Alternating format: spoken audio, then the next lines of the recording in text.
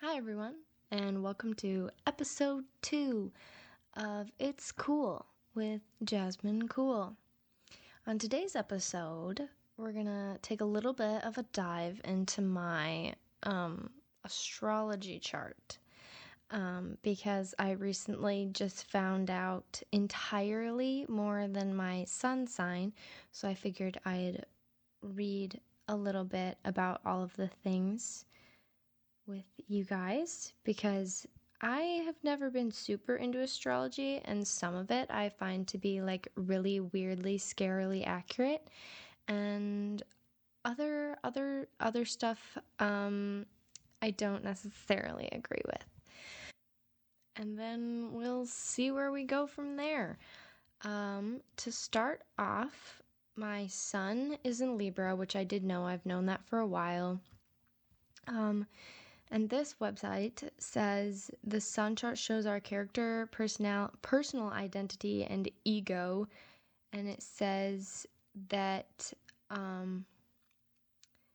we are thought to be sociable, somewhat intellectual souls who have an almost innocent way about them that makes them very approachable, generally quite eager to cooperate. Librans spend a lot of time trying not to rock the boat, which is something I kind of relate to. I'm very much a mediator in a lot of things, and I have been my whole life, between my friend group that I had in middle school that actually caused me a lot of problems, and then between my family, because I'm a family with like a lot of very opinionated people. I have 3 siblings. We're all very smart, and naturally we fight pretty much constantly. Actually, not so much anymore, but we used to fight literally all the time. This part is actually really weird and oddly specific. It says Libra is associated with copper, pastel colors, opals, emeralds, pink quartz, both silver and gold jewelry, the number 6, and Fridays. And I really strongly relate to some of this. I love pastel colors. Those are like some of my favorite colors. Opals and pink quartz are some of my favorite like jewels and crystals. I've never been able to pick between silver and gold jewelry. It's always been a problem. And I like copper. I don't feel very strongly towards that. Friday is not my favorite day. My favorite day is actually Thursday, which I associate with the number 6. 6 is Thursday. My ascendant or rising sign is Pisces, and this says that the ascendant defines the first impression we make on others in a personal rather than professional sense. Go with the flow seems to be a Pisces rising motto. I have really bad anxiety, so I would really rather not do that. I think in the sense that this means I'm pretty adaptable, I guess. Like if something is happening, I probably won't show outwardly that I'm having a breakdown, and I'll try and fix it. I'm very much like, I'll just fix it. We'll make it work, okay? Whatever. This does say we can have a chameleon-like persona, which makes a lot of sense to me. I kind of talked about it in episode 1, how I made myself into like a completely different person my entire life in middle school, and I still did that in high school. I still do it all the time because I'm so afraid that I'll just make myself whoever I need to be. This next part I think is funny because it says you might walk around with your head in the clouds, and even when others do have your attention, your dreaminess is almost always apparent. I like to call this disassociating, but I guess it could be considered dreaminess or whatever. It also says that I tend to seek out or attract a stable partnership, which I think is going to become a theme. My moon is also in Libra, and it says that the moon in the signs reveals much about our habits, reactions, and instincts. It says moon in Libra people often have a strong need for partnership. What would we have thought? Without someone to share their lives with, they may feel utterly incomplete. I kind of get this. I've always daydreamed, and that's something I've always wanted. Even I've never had it before, but I cannot do anything by myself. That is for sure.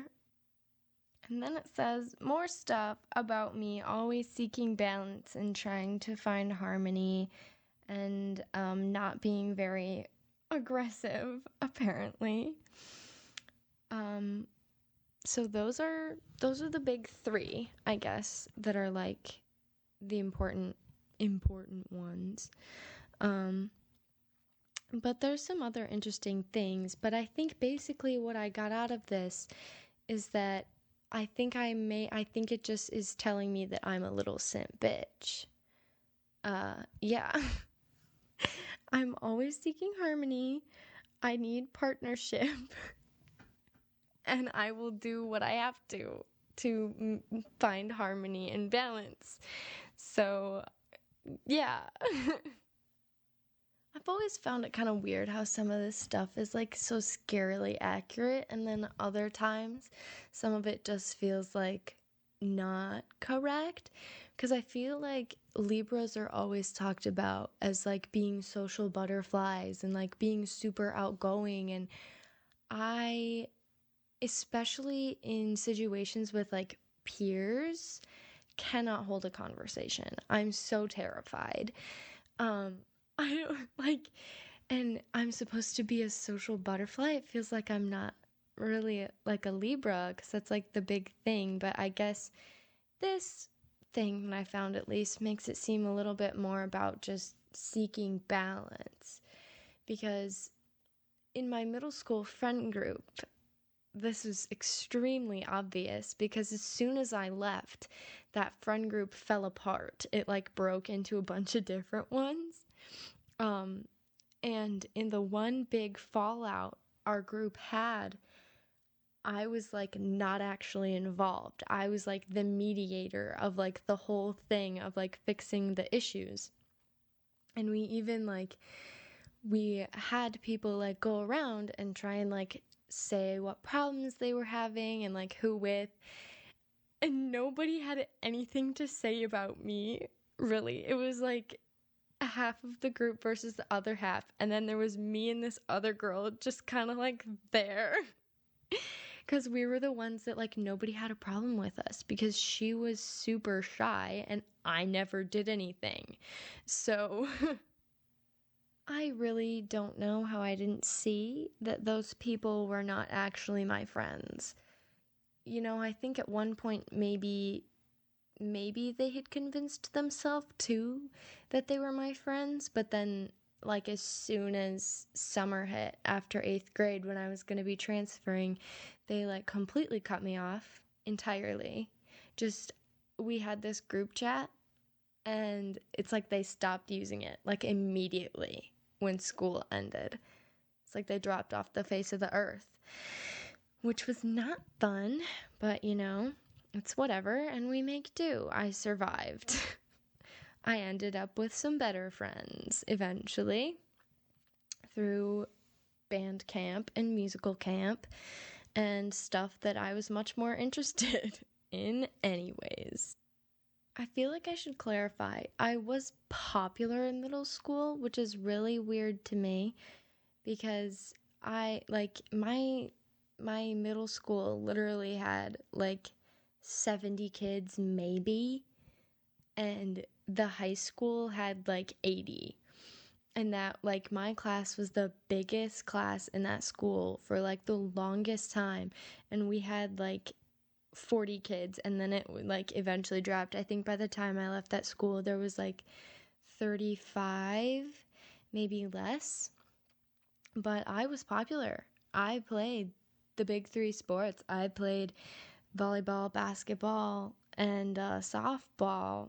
I was in that crowd, and I think eventually I said this in the first episode, I was never bad enough at the sports to actually quit the teams. And because I never actually quit and I was just dedicated enough, I eventually forced myself into that friend group. I eventually pushed my way in there. It took a while, and I don't know if you have to force your way into a friend group, you should not be in that friend group. Just a fair warning. Give up. Don't try that. There are other people out there, and a lot of me wishes that I could have been brave enough to be in a different friend group at that point in my life, because it did not end well for me. So don't do that to yourself. Yeah. I guess I can actually get into that whole thing, how that did not end well. So not only did they completely stop talking to me, I mean, a couple of them like vaguely kept in contact. On my birthday of freshman year, I was still in our big class group chat. And they were talking about homecoming because my birthday is like late September, so it tends to fall with like their homecoming. And they were in the group chat, they were talking about like float building and stuff like that, and I hadn't even said anything. I think I was like barely even looking at the chat. And then all of a sudden, this one kid, we're gonna call him Joe. Joe starts talking about how it's so, like, why am I even in the group chat anymore? That's, like, so weird. Like, why am I even in there? I should leave. Like, what are you doing in here? And he's, like, so butthurt about it. Backstory, I have, like, history with this kid. We had a whole rivalry since, like, elementary school. It started with, like, who was taller, because we were always around the same height, because, like, you know, girls, like, start taller than the boys, and then like, you know, whatever. So it was always like who was taller. And then in like second or third grade, we had this like writing contest that he got first in and I got second. So there was that whole thing. And I was so mad because he got to go read his story in front of like at this fancy dinner, and I just got a ribbon. I just got a fucking ribbon. And I worked so hard on that story. And mine had like a message and everything. It was about being kind. So, anyways, yeah, that kid was a brat. And then there was a brief period in like 7th grade when I think we liked each other. Well, I liked him, and then I thought he liked me back. But then he just blocked me all of the sudden and then started being like really mean to me. And then started dating this other girl who had went to our school and then transferred out. But then he started being like kind of mean to me. But then, so that's like my history with this kid.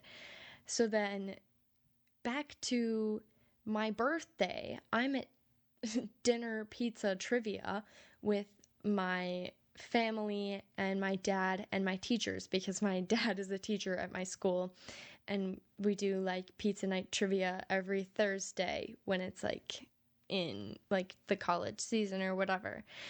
And so I'm there like at trivia, so I can only have my phone out like between rounds of trivia. So I'm like seeing all of this kind of late, and the people I would have expected to stick up for me said like pretty much nothing.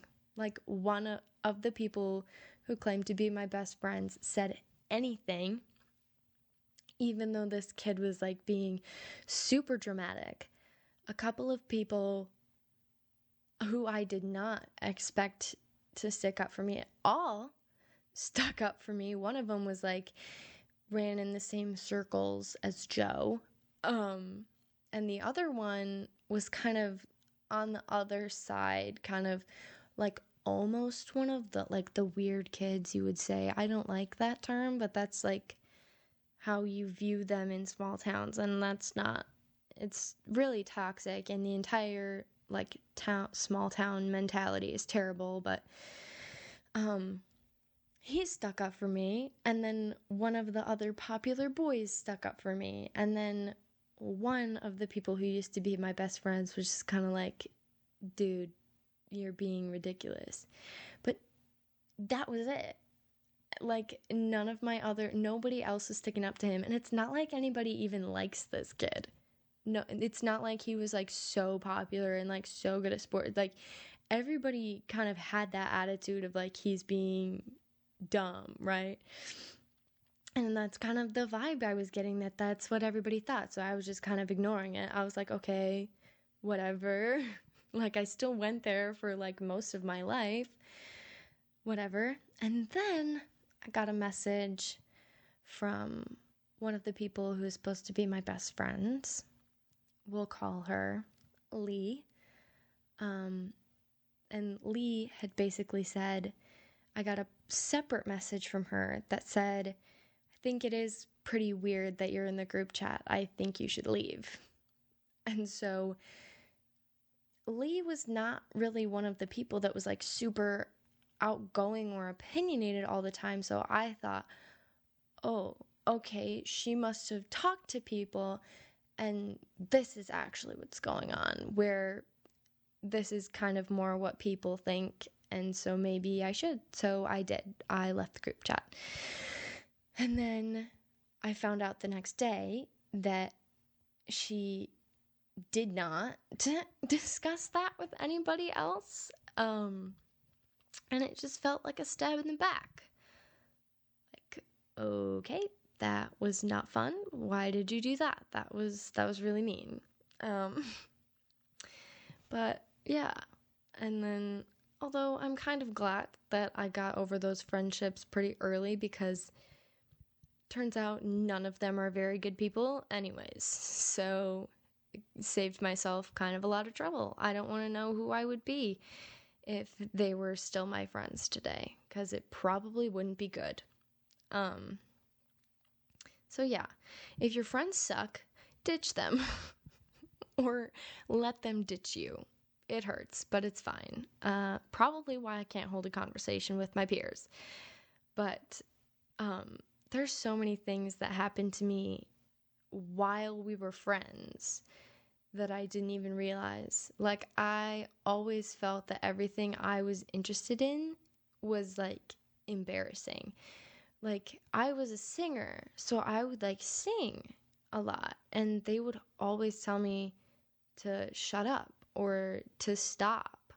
And I was really into musicals, and they thought that was so dumb. I remember specifically when I was into Hamilton, I tried to get them to just like listen to one song, and they would not listen to one song. And it made me like so, and I would play it off like I was fine, and like I would get like angry, or like not angry, but I would be like play angry, and like, or just like get annoying about it, where I would like keep doing it, but really I was upset. But I was like hiding my emotions even from myself, because I didn't want to accept that that's what was happening, was that they were just invalidating everything I was interested in that wasn't sports or something that they also thought was cool.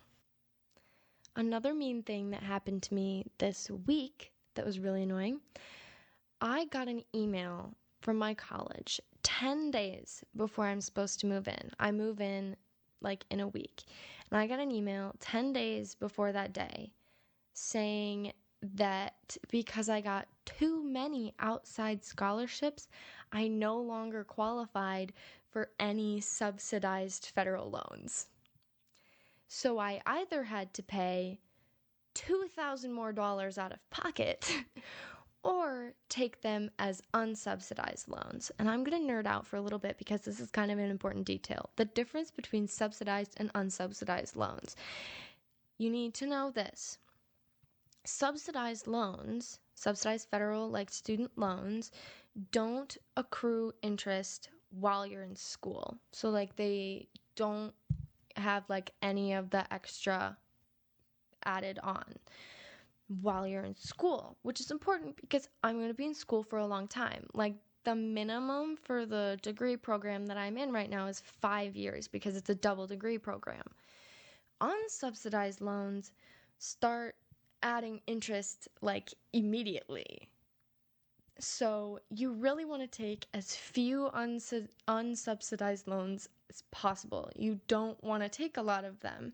And my plan, I had already accepted all of the loans that I had qualified for this year.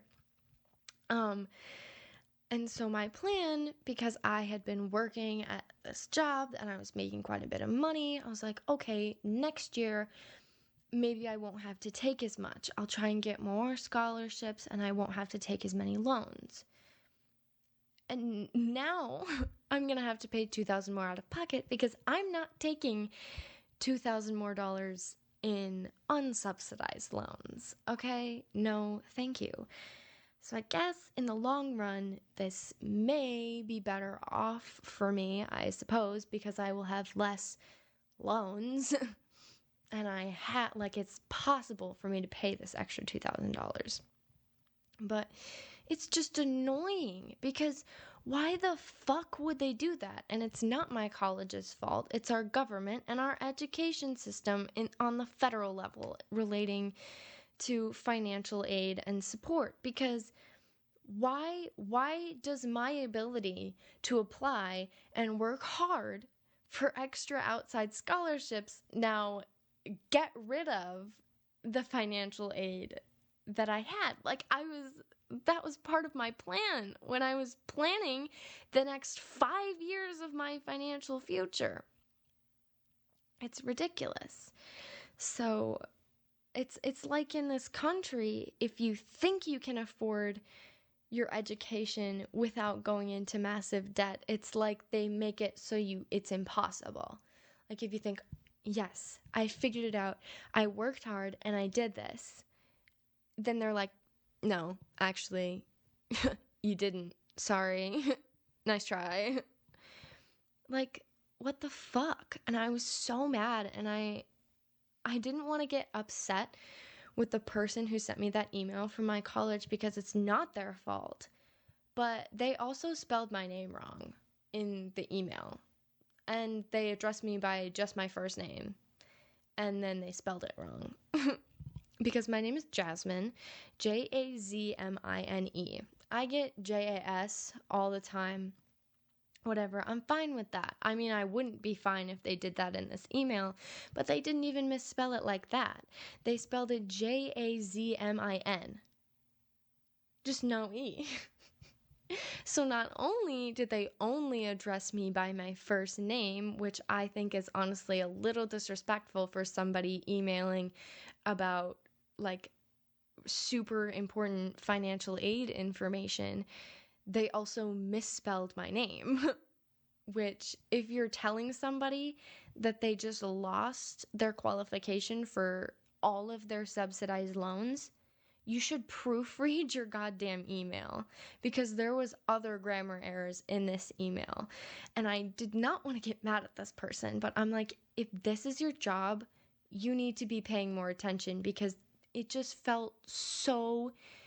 It was like rubbing salt in the wound, because you're taking a lot of money from me, and then you misspell my name, and I can tell that you did not proofread this email. It's very, very upsetting.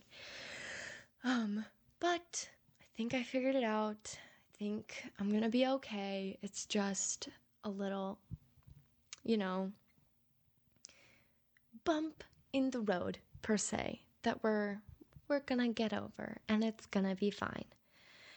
I had a really weird,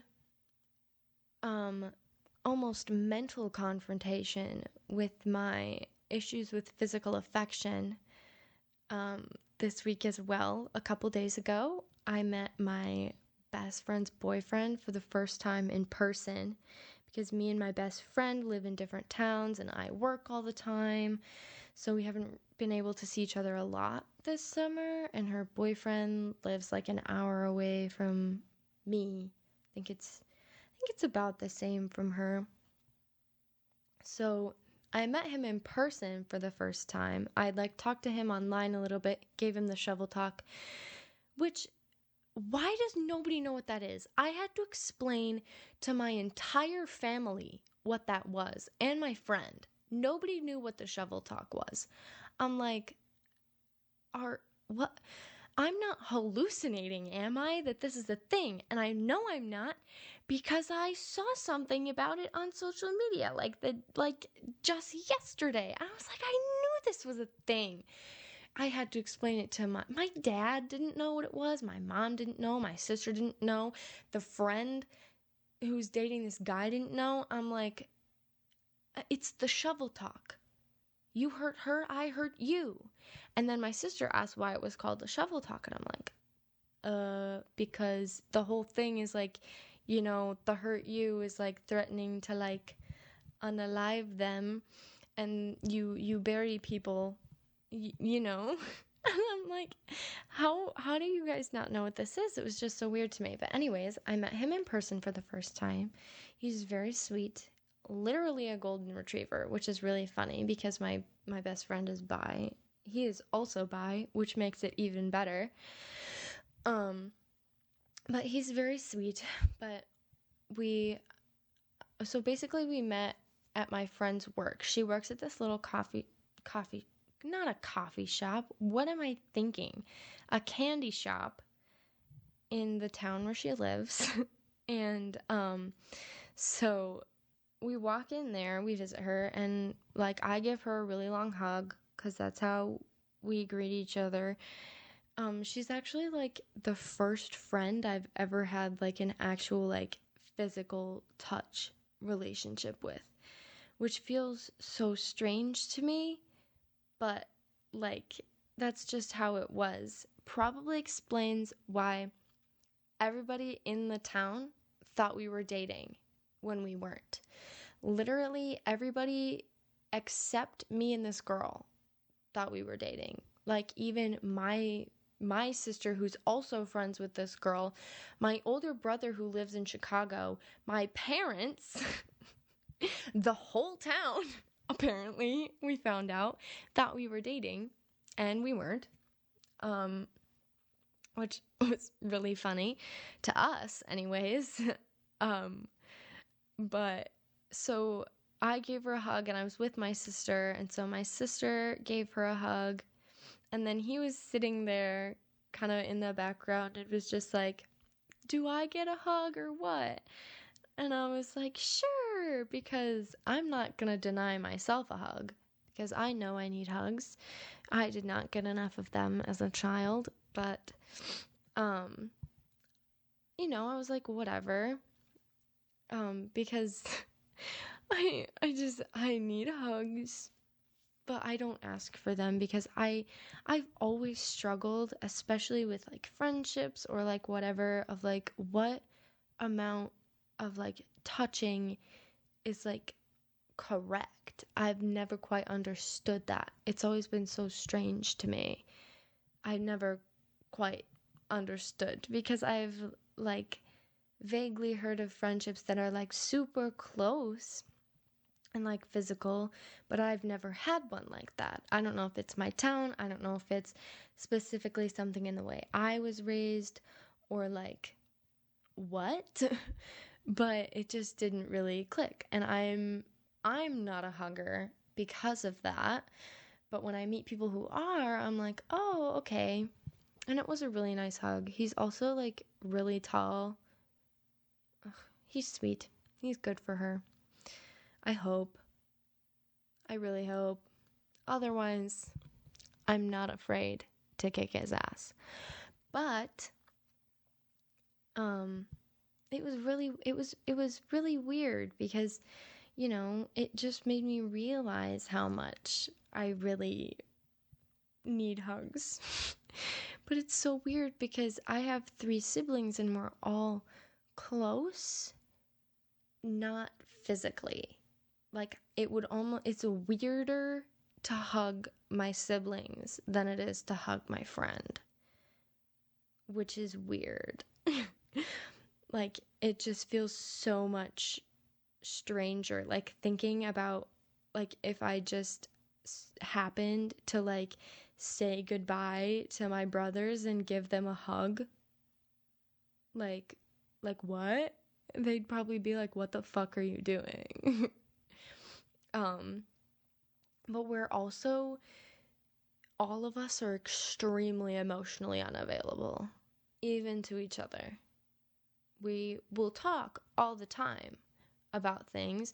We all know a lot of things about each other. They were like the first people, well, actually they weren't the first people that I came out to, but like they figured it out because they know me. I think they maybe figured it out quite about probably the same time I came out to the first person I came out to. But yeah, it's just been, it's my relationship with them is very strange because we're all really close, but we're not at the same time. But we are. I don't know. It's strange. That's having siblings for you. Yeah, I have a lot more sibling stories that I could talk about eventually, someday. But there's just so many, and there's so many different things that we've all been through that I'm not quite ready to get into yet because it's kind of, I don't know. Anyways, but I think we're gonna go into my favorite song right now. I have one kind of really obscure one and one that's like not obscure at all. So the one that's not really obscure at all is Don't Shut Me Down from ABBA's album Voyage, their new album. This is not my first listen. I've known it for a while, but this is kind of like my rediscovery of the album, I guess. Like my music goes through cycles, so this is like my second cycle of the album really being my favorite. Just love jamming to that. I could nerd about ABBA for so long, like so long. But then the obscure one is a choir piece. This particular version that I've been really liking is by a South African choir because it's an African song. It's in an African language. I don't know which one specifically, but it's Mangi Sondele Nkosi Yam, and it's by the University of Pretoria Camerata. I think that's like their choir. Please excuse my accent on that. That was probably extremely incorrect, but it's from their album Phoenix. And the first like minute and 50 seconds is like them making like jungle sounds, and I was super confused at first when I listened because I was like, what is going on? This is not what I thought it was. But then the song started and I just love the song so much. It makes me so happy. I think you'll probably catch a theme with these that I like music that makes me feel happy when I'm sad. I'm not a sad girl. Sad girl songs, not for me. I like to pretend everything is fine, or just listen to stuff that makes me happy when I'm not. So those are my favorite songs right now. Hope everybody has a great day, and hopefully I will not see you, but hopefully you will join me next time.